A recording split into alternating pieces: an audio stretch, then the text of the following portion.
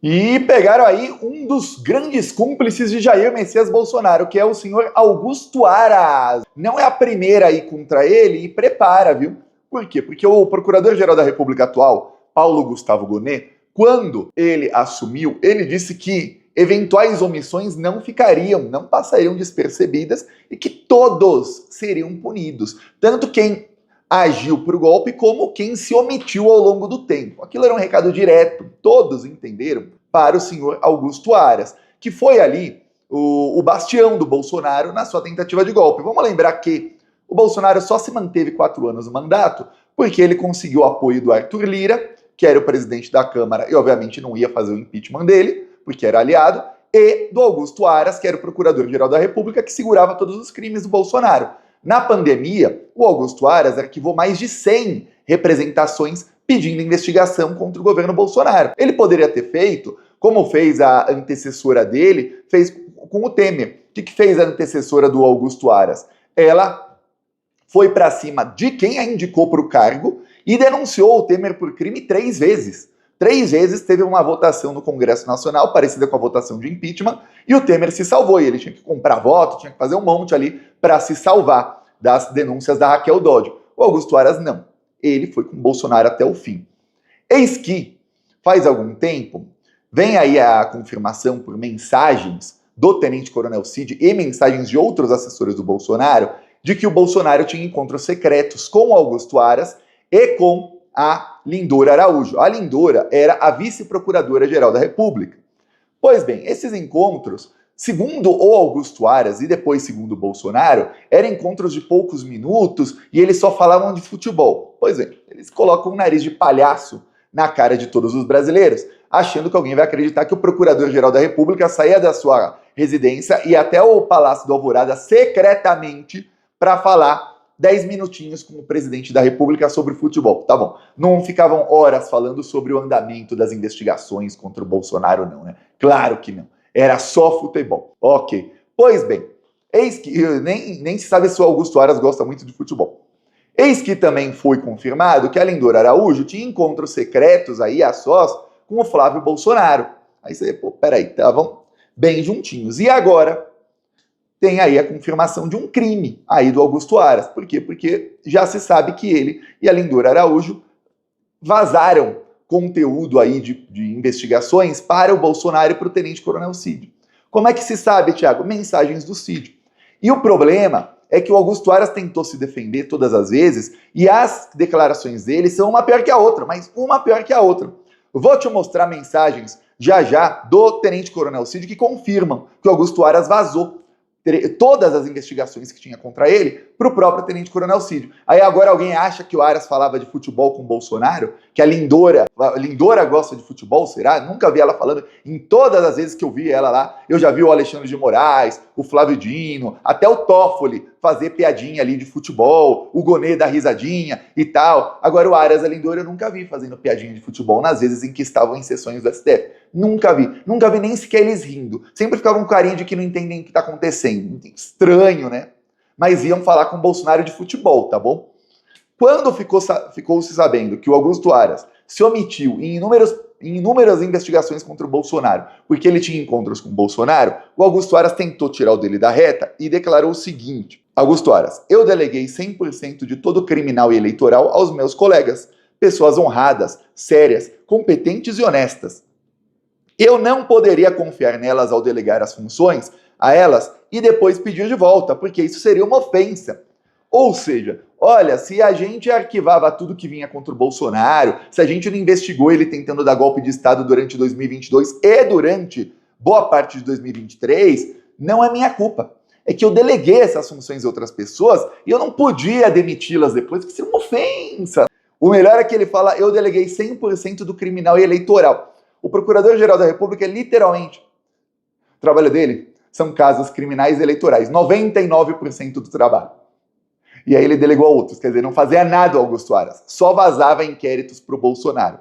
Só que piora a declaração dele, isso tentando se defender do anterior. Já vou mostrar o que ele fala sobre essa próxima, sobre as mensagens que eu vou mostrar já.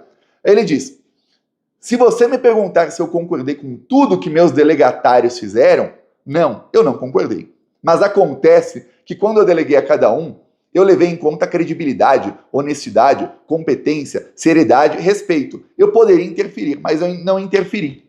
Ou seja, literalmente o trabalho do Procurador-Geral da República é o quê? Zelar pela democracia, impedir que pessoas com foro privilegiado façam crimes, investigar, prender, etc, etc.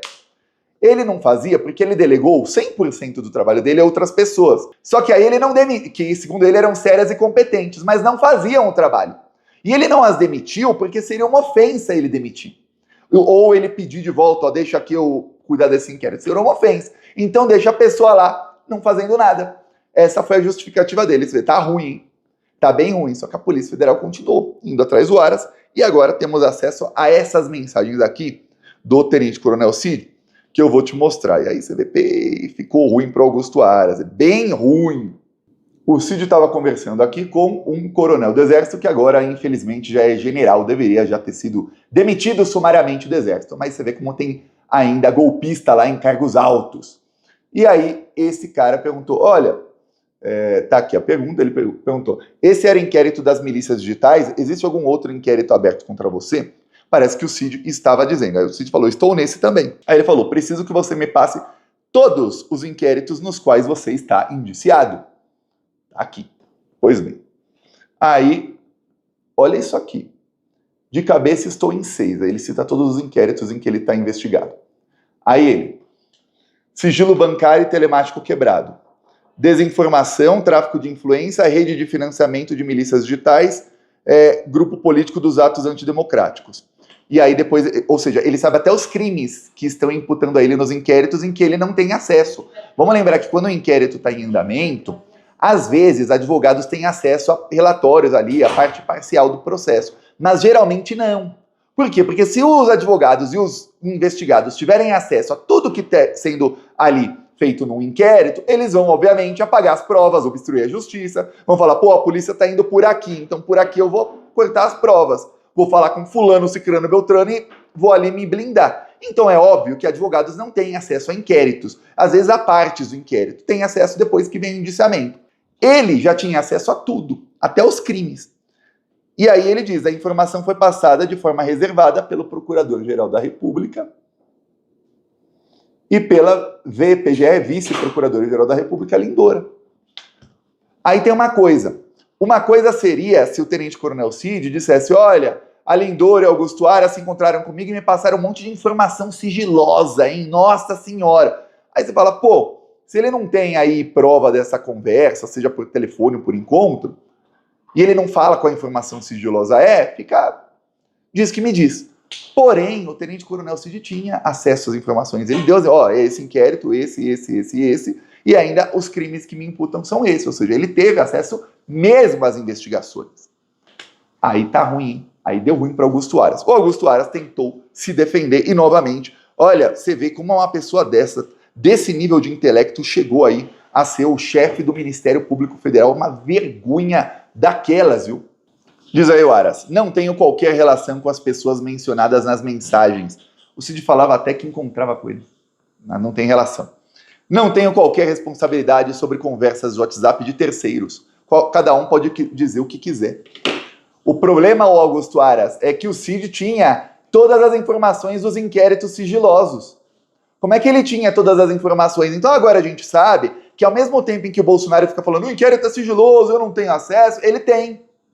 É por isso que o maior medo do Bolsonaro sempre foi o inquérito das fake news, porque muita gente não lembra ou não sabe, o Augusto Aras não tinha acesso. Porque o inquérito das fake news foi aberto em 2019 pelo Dias Toffoli, que era presidente do STF, porque a então Procuradora-Geral da República, a Raquel Dodge, ela se recusava a investigar ameaças de morte que eram feitas a ministros do STF, porque a Raquel Dodge era lavajatista e essas ameaças vinham todas ali incentivadas por gente do Sérgio Moro e do Deltan Dallagnol, porque eles queriam pegar o Toffoli e o Gilmar Mendes principalmente. E aí o Toffoli foi lá, abriu o inquérito e falou, Alexandre de Moraes, você vai ser o procurador nesse inquérito. E aí os ministros votaram, foi 11-0 a votação, dizendo que, olha, o Ministério Público Federal, a Procuradoria-Geral da República, se omitiu quanto às ameaças de morte a ministros do STF. Por isso o Alexandre de Moraes é o procurador nesse inquérito. E aí, na hora que o inquérito acabar e tiver consequências penais, ele se abstém de julgar, porque afinal ele foi investigador. E aí ele pede suspeição no julgamento, mas até o momento ele é o procurador. E aí o Bolsonaro ficava todos os dias praticamente dizendo: o inquérito sigiloso, e olha, porque tem esse inquérito. O Eduardo Bolsonaro fala até hoje do inquérito sigiloso, porque os outros também são sigilosos. Só que os outros, eles tinham acesso, porque o Augusto Aras, a partir de setembro de 2019, passou a dar acesso ao Bolsonaro aos inquéritos sigilosos. Já o das fake news, não. E aí ele ficava apavorado, em que pé tá isso aí? O que a Polícia Federal tem contra mim? É por isso que ele estava com tanto medo do Alexandre de Moraes já desde 2020. É por isso que o Bolsonaro queimou a largada na tentativa de golpe e tentou já dar o golpe ali com os atos antidemocráticos em 2020. Só que sem o Bolsonaro ali, ele incitava, mas ele queria ali que o Oswaldo Eustáquio, aquele pessoal ali, conseguissem apoio popular. Só que ele percebeu, peraí, não vai dar aqui não. Ele achava que a pandemia ia ser muito pior e que ia dar para ele fazer um estado de sítio, alguma coisa do tipo. Não deu. E aí ele começou a atacar o Alexandre de Moraes naquela época, falando, não vai, não vou deixar. Aí quando o Alan dos Santos sofreu busca e apreensão a segunda vez, Bolsonaro falou, acabou porra. Aliás, a primeira vez ele falou, acabou porra, não vou mais deixar. Polícia Federal é minha, não vou mais deixar. 10 dias depois, a Polícia Federal chegou de novo na casa do Alan dos Santos e pegou o quê? Ele estava com o computador e com o WhatsApp web aberto. E aí não deu tempo dele apagar mensagens, a polícia pegou todas as mensagens dele. Peço a sua inscrição no canal. Seguimos aqui na luta contra esses malditos golpistas nazifascistas. Falou!